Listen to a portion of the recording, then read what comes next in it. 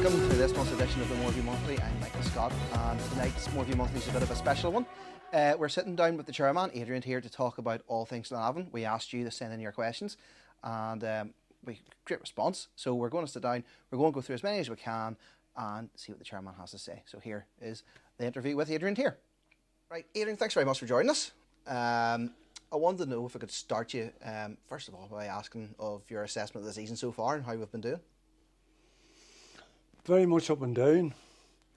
It was a bit of a kick in the teeth to us at the start of the season when we lost our leading goal scorer from last season and lost him at a time that we just simply couldn't replace him, and that has been a big loss during the season.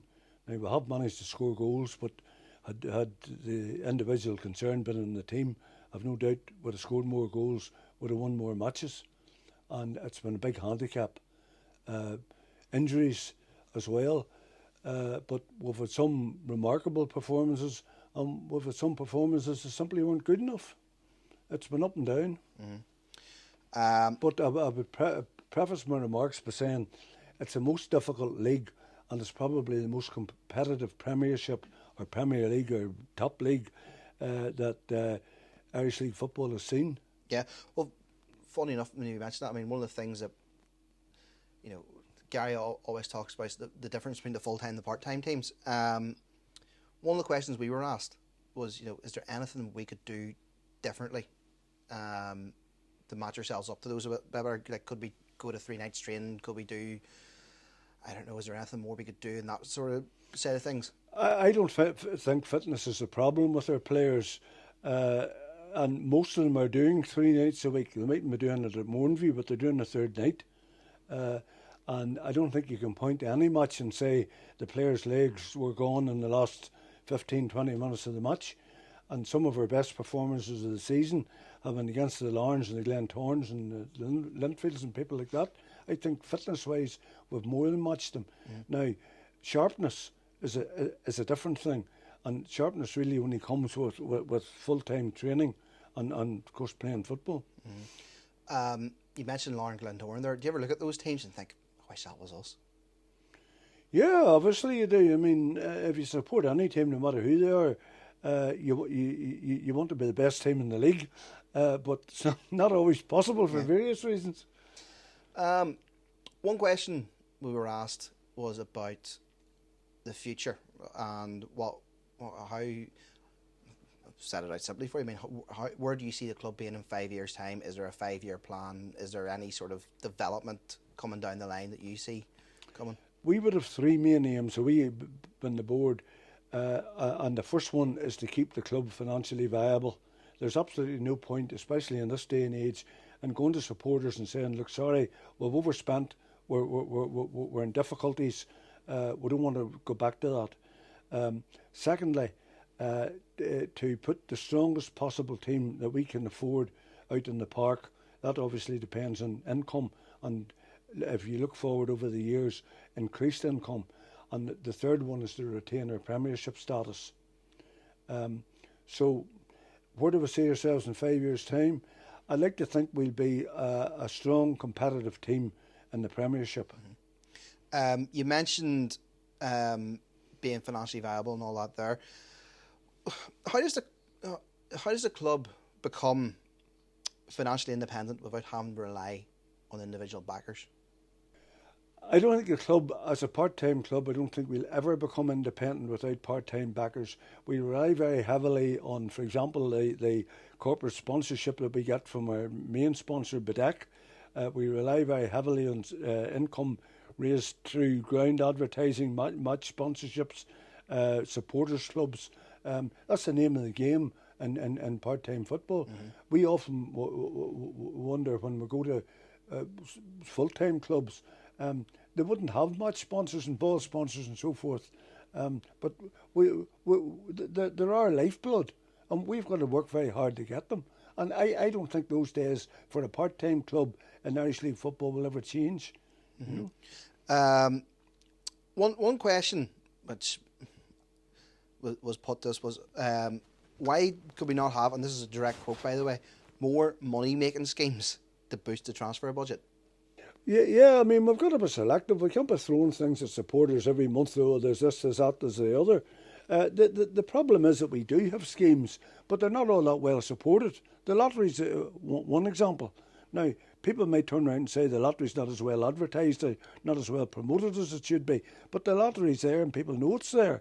And there are various other ways of there are various other fundraising activities, and there are things that we have run that haven't been as well supported as they may have been, for whatever reason. And can I say, I mean, people only have a limited extra cash, and in this day and age when everything's gone up in price, they're very guarded about how they spend their money, and particularly if they're accountable to her indoors.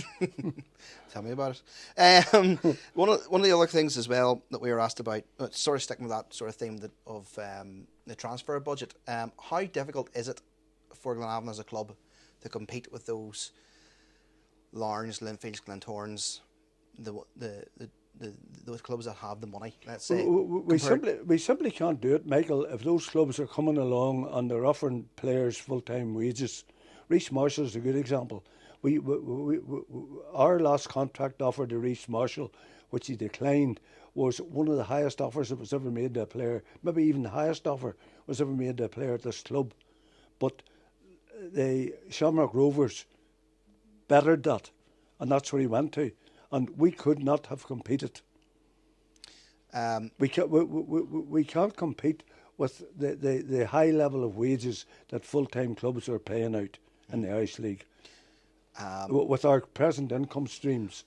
What about the likes of the reserves and the academy? I mean, how important is that for us as a club in terms of developing players and bringing people through? Oh, very much so. And I mean, we've been very lucky in Gary Hamilton's time that we have had a constant supply of the Reece Marshalls, the Bobby Burnses, the Mark Sykes, right down the line. We've got to keep that going. We've got to try to get the best young players in the country to come to Glenavon. And Gary and Paul McAreevy are very conscious of that. And if we can get them to the club and blood them in the club, we would hope to hold on to them, and would hope to be able to pay them a very competitive wage that if they grow up as Glenavon players, they'll want to be here and stay here, because our club is fortunate in Irish League football of having a good reputation, particularly looking after players and so forth. And that does stand in our stead very often when we go to approach a player to come to Glenavon. And in fact, sometimes it's all the way around, and players actually make it known, I want to go to Glenavon, you know. Which is always good to hear. Let's move on and talk about the facilities here at the club. One question that was asked was about our long-term strategy for training facilities. And is there a strategy, and would that be dependent on any funding coming through from this sub-regional fund that's been talked about quite a bit in the news? Well, first of all, we have we're in the throes of completing a training facility here at the social club end of the ground, which hopefully will be up and running in the not too distant future. Now, that'll be a small, start off as a small, probably 9-a-side grass pitch floodlit, and it will be used by the academy, and it will be used on occasions by the first team as well. That's making use of that area. At the moment, as most people probably know, we train at the junior high school, and we're very grateful for those facilities and appreciate them very much. But we have a long-term vision to have a Glenavon training, whatever you like to call it, where the Gordon playing fields are. And we have been discussing this with the council, and that money would not come from the Stadia funding. I'll explain that one in a minute. So our long-term vision is to have Glenavon's home training centre up where the Gordon playing fields are, and the academy are handling that on behalf of the parent club, and I'd like to think that will evolve in a short term rather than a long term. Yeah. As far as the Stadia funding is concerned, we as a board took the decision that we don't need any more grandstands in Mourneview. We're happy with the 3 stands that we have, which more than cater for Glenavon needs. And as was shown last year at Glenavon hosting the Irish Cup final. Just a shame we weren't in it. What we do need is to revamp or revise our dressing room accommodation. The dressing rooms down there are over 30-year-old. They were built at a time that there was probably 11 players starting and a substitute on the subs bench. Nowadays, with the increase in subs, with the increased involvement of women, disabled football, and I'm talking about facilities for officials as well. I mean, with a female lines person here the other Saturday, we don't have any facilities at present for a female lineswoman. Don't ask me where she goes. But so our vision is that we will create new state-of-the-art dressing room accommodation down there and link it into the Get a Stand, so it'll all be one. And that we will build in between, we will build community resources that the local community can come in and can use. Now, again, we've gone down as far as we can on that one. We've got plans drawn up, etc., etc. But until we know exactly what the criteria is going to be for the Stadia funding, and particularly what the match funding is going to be, because it looks as though we're going to have to find maybe 20% of that. But that's our vision to finish off this end of the ground. I wonder if I could get your take, Adrian, just as well on that whole situation that emerged over the last couple of weeks with that sub-regional funding. I mean, as a long-serving chairman of the club, and having been involved with NIFL and whatnot, I mean, that must have been a very frustrating moment. Have you heard that news and then everything sort of? Well, absolutely, but I mean, I think the minister did a somersault once she realised the force of opinion that was against her. And I attended the meeting last night of the NIFL clubs, and certainly from what we heard, and it was a very professionally presented meeting. Hopefully, the things will happen and will happen in the not too distant future.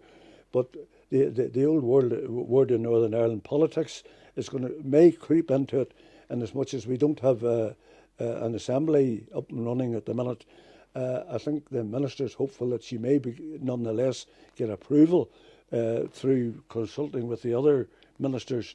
But the election's coming up. There's a downtime prior to an election when nothing happens, so it may well be post-election, and so it's hard to say when something's going to happen. But there does seem to have been an awakening, if I could put it like that, and I think NIFL have presented a very, very good case on behalf of their member clubs and the needs of our member clubs and the role that we have in the community. We're fortunate here at this club, and probably the same most clubs in the Irish League. We make an enormous contribution to the community. We're part of the community. The ground is within the community. We have players, supporters, board members from all sides of the community, and that's the way it should be. Yeah, we'll come back to fan engagement and community involvement in a minute, but one of the questions that was asked as well was regarding why the club does not have a ladies team or a girls team. Is there any particular reason for that? Is it just funding, or? The simple answer is no. Yes. First of all, it needs somebody to run it, and nobody has approached us and said we would be interested in running a women's team. Secondly, you need the funding for it, and the funding can be quite considerable when you're talking about rigs and hiring pitches and this, that, and the other. I'm a wee bit surprised that it's not part of the licensing process, that in the Premiership you have to have a ladies team. We had one a few years ago, as you may remember, and we've had a tentative approach in the last couple of years from another club that was, I think, interested in maybe using Glenavon's name for their women, if you know what I mean. But nothing has happened on it. But my fellow board members would say, look, we have enough responsibilities at the minute without taking on a women's team. Yeah. But it may well come.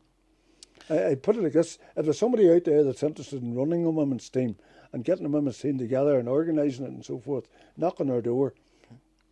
We'll move on then to fan engagement. There's a lot of questions about, which came about the club's involvement with supporters and things like that. There, I know obviously the club has recently appointed a new supporters liaison officer as well, but there was a question regarding how involved the club would be with local schools.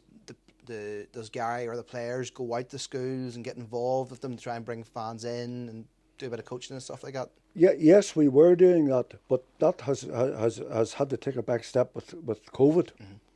As simple as that, you know. Now, we do hope with the cooperation of the schools and to resume this, but we intend to resume it rather than us going to them and Gary or some of the players standing up in front of a class and talking to them. We do hope to have an open day here for schools and show them around the place, let them meet the manager, let them meet the players and so forth. Now that all depends cooperation from the schools, as does if you go into it, you just can't go into a school. You have to be invited, and you know, unfortunately, over the last couple of years, who gets in anywhere? You nearly need a license. That sort of actually answers one of the next questions I was going to ask you, because one of the things that kept coming up was the fun days that we used to have here. And why they've seemed to have stopped, but same thing. I mean, if you consider it's not that long ago that we weren't letting anybody in the ground when there was a match, you know, and you couldn't even have a sponsors. If you were sponsoring the match here, you weren't allowed in. Yeah. But fortunately, those days have gone, and things are starting to evolve, and hopefully we'll get back to that again. Yeah. Another thing as well, obviously, Jimmy Jones, which you know all about, and how great a player he was in his day. Is there any possibility of looking at a new way of honouring him and his contribution to the club? One suggestion was rename the Glenfield stand after him. Somebody suggested a statue. Well, we have a Jimmy Jones suite within the boardroom, as you know.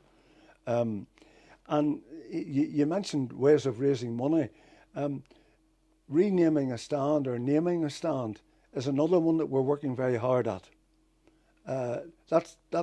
If we can get the right deal, that'll be a healthy source of income for us.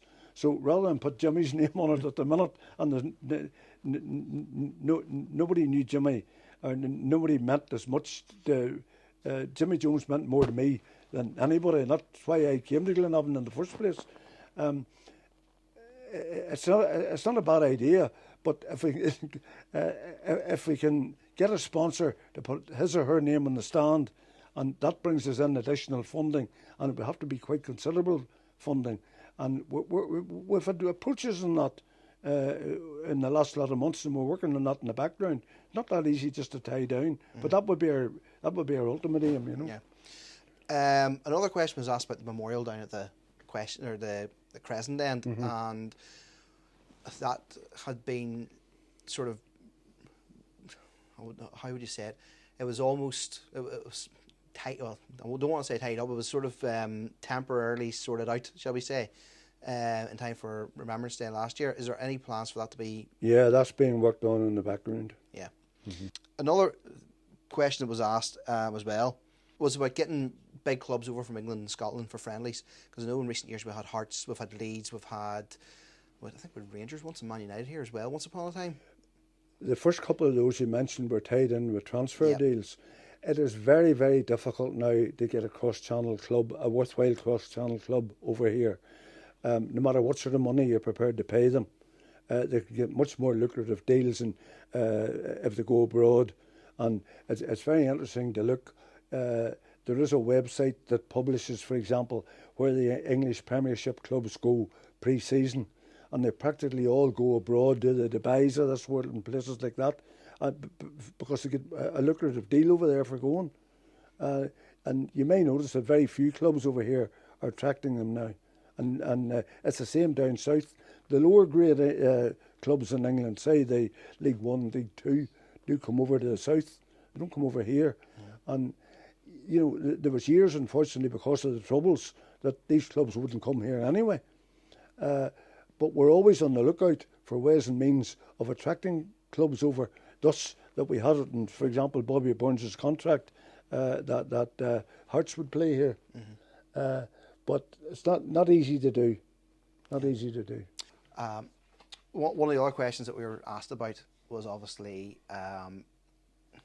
around the money that Glentoran got, and there was obviously a lot of talk at the time that we'd been approached in relation to that initially. Can you sort of explain what happened and how it came to be that we missed out? Well, not missed out, but we turned down that money. Yes, we were approached, as was another Irish League club. We looked at the proposition at board level, asked a lot of questions, weren't exactly getting back the answers that we wanted to get. For example, we never really knew who was behind us. We were dealing with a couple of characters here at home, but who the actual person was, where he was or where she was, we weren't privy to that information. And we were a bit concerned that we could be dipping our toe in the water here and creating a problem for the club rather than a solution. And we had discussions with the major shareholders of the club, who are the people who actually own the club. And they took the view that this could be a foolhardy road to go down. We couldn't guarantee the future of Glenavon or the future of Mourneview Park. And their decision was, no, we don't touch it. So it was a shareholders' decision, which the board was fully in support of. I suppose that goes back to what I was asking. Like, would you look at Glentoran now and how they're doing in the league and think, you know, if we had taken that money, we could be up there now? Yeah, you can think that, but you asked me a question there about 5 years' time. Let's wait and see where Glentoran are in 5 years' time. We know, touch wood, that we'll be at Mourneview Park, that we'll own Glenavon and we'll own Mourneview Park. We're sure of that. Well, Adrian, I think that's all our questions. Thanks very much for joining us. Very welcome. I believe this is a landmark year for you in terms of your chairmanship, is it? 25, is it? Well, if you add my 2 spells together, this is my 25th year. Still enjoying it? Yeah, well, it's good days and bad days, you know. Adrian, thanks very much. No, it's seriously, it's a wonderful club. It's a wonderful family club. And I think anybody that's associated with Glenavon is very proud of it.